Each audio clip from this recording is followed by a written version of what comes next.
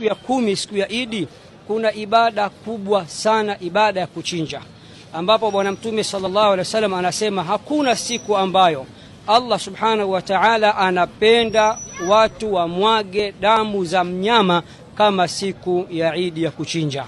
Na hii ibada ya kuchinja, ndugu zangu, ni sunna ya baba yetu Nabii Ibrahim alayhi salam, lakini pia ni sunna ya mtume wetu Muhammad sallallahu alayhi wasallam. Na kuchinja kuna masharti yake, ndugu zangu. Masharti ya kuchinja yako matatu. Sharti la kwanza, mnyama unayetakiwa kumchinja lazima atokane na bahimatul an'am. Bahimatul an'am maana yake nini? Maana yake awe ametokana na wanyama wa aina 4 tu. Ama umchinje ngamia, au umchinje ng'ombe, au umchinje kondoo, au umchinje mbuzi. Ni hawa wa 4 tu, wanyama wengine hawakubaliki. Ama kuhusu ng'ombe na ngamia, watu 7 wanaweza kushare. Watu 7 wanaweza kushare, wakachanga wakamchinja ng'ombe wao mmoja na ikakubalika, au wakamchinja ngamia wao mmoja na ikakubalika. Ama upande wa kondoo na mbuzi, sharti kila mtu lazima awe na mbuzi wake, hakuna kushare katika mbuzi wala katika kondoo. Kwa hii sharti la kwanza, mnyama anayetakiwa kuchinjwa lazima atokane na hawa 4. Sharti la pili, ndugu zangu, mnyama huyu lazima awe ameepukana na kasoro 4. Lazima aepukane na aibu 4. Lazima aepukane na weakness 4. Aibu ya kwanza, asiwe chongo kiasi ambacho ule uchongo wake uko wazi, dhahiri shahiri. Aibu ya pili, asiwe kilema, anachechemea, mguu mmoja hana. Na aibu ya tatu, asiwe mgonjwa. Na aibu ya 4, asiwe amekondeana.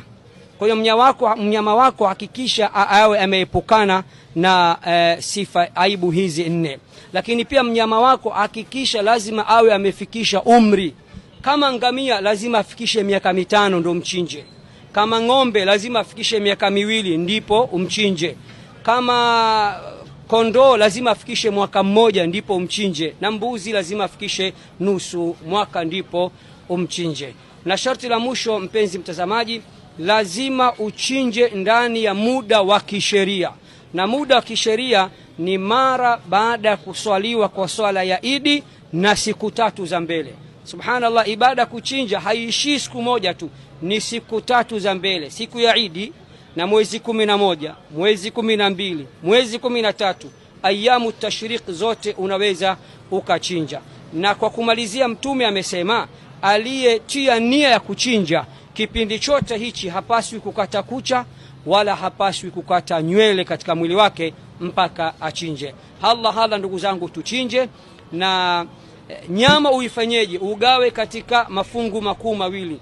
Fungu moja ule wewe na familia yako, fungu la pili wape maskini na mafukara. Allah anasema fakulu minha wa at'imul ba'isa alfaqir. Na akasema tena fakulu minha wa at'imul qani'a wal mu'tar. Kuleni sehemu nyingine wapeni wale masikini na mafukara. Allah atutakabalie na atukubalie ibada zetu, atupe umri mrefu wenye khair na baraka, atupambe kwa siha njema, aijalie nchi yetu ya Tanzania iendelee kuwa kisiwa cha amani, aibariki Tanzania na aibariki watu wake wote, na atukinge na majanga yote katika nchi yetu na ndugu zetu wote kwa ujumla. Wassalamu alaikum wa rahmatullahi wa barakatuh.